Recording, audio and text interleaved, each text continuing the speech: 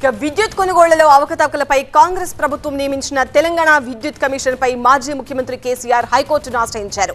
Justice Narasimha Reddy కమిషన్ను రద్దు చేయాలని కోర్టులో కేసీఆర్ రిట్ పిటిషన్ వేశారు. కమిషన్ ఏర్పాటు సహజ న్యాయ సూత్రాలకు విరుద్ధంగా ఉందని ఆ పిటిషన్లో పేర్కొన్నారు కేసీఆర్. నిబంధనల మేరకే విద్యుత్ కొనుగోలు జరిగిందని తెలిపారు. జస్టిస్ నరసింహారెడ్డి ప్రెస్ మీట్లు పెట్టి మరీ ఏకపక్షంగా వ్యవహరిస్తున్నారని ఆరోపించారు.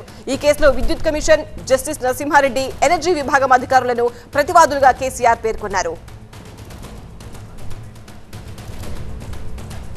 మరింత సమాచారం టీవీ9 ప్రతినిధి రాకేష్ అందిస్తారు. రాకేష్, కేసీఆర్ వేసిన రిట్ పిటిషన్ ఎప్పుడు విచారణకు వచ్చే అవకాశం ఉంది?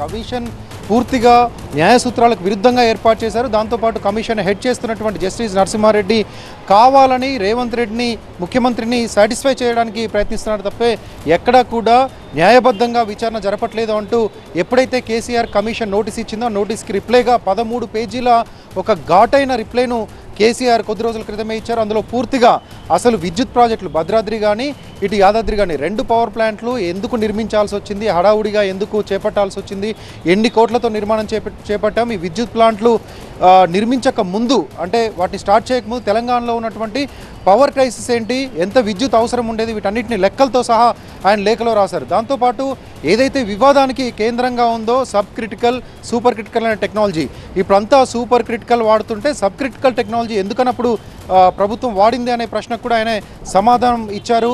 దేశంలో 90% మించి సబ్ క్రిటికల్ టెక్నాలజీతోనే విద్యుత్ ప్లాంట్లు నడుస్తున్నాయని చెప్పారు. ఇక దాంతోపాటుగా ఛత్తీస్గఢ్ నుంచి ఏదైతే విద్యుత్ కొనుగోలు చేశారో ఆ విద్యుత్ కొనుగోలు పూర్తిగా చట్టబద్ధంగా ప్రభుత్వ నిబంధనలకు అనుకూలంగా లోబడి విద్యుత్ కొనుగోలు ప్రక్రియ జరిగింది. పవర్ పర్చేస్ అగ్రిమెంట్లు కూడా జరిగాయి తప్ప ఎక్కడా నిబంధనలకు వ్యతిరేకంగా జరగలేదు. అవగాహన లేకుండా ఈ ప్రభుత్వం కమిషన్ వేసిందంటూ కేసీఆర్ వివరాలన్నింటినీ కూడా కోర్టు దృష్టికి తీసుకెళ్లారు.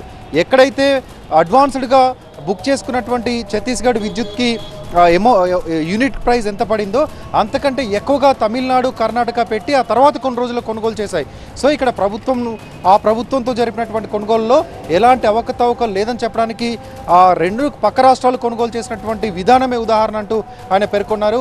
ఇక హైకోర్టు ఎలా స్పందిస్తుంది, కేసీఆర్ దాంట్లో పెట్టినటువంటి ముఖ్యమైనటువంటి అంశం, మేము కమిషన్ వేయడాన్ని మేము వ్యతిరేకించట్లేదు, విద్యుత్ కమిషన్ వేసి విద్యుత్ ప్రాజెక్టులపైన, ఆన్గోయింగ్ ప్రాజెక్టులపైన, విద్యుత్ కొనుగోళ్లపైన, 10 ఏళ్ల కాలంలో జరిగిన వ్యవహారం పైన మీరు పూర్తి స్థాయి విచారణ జరపొచ్చు.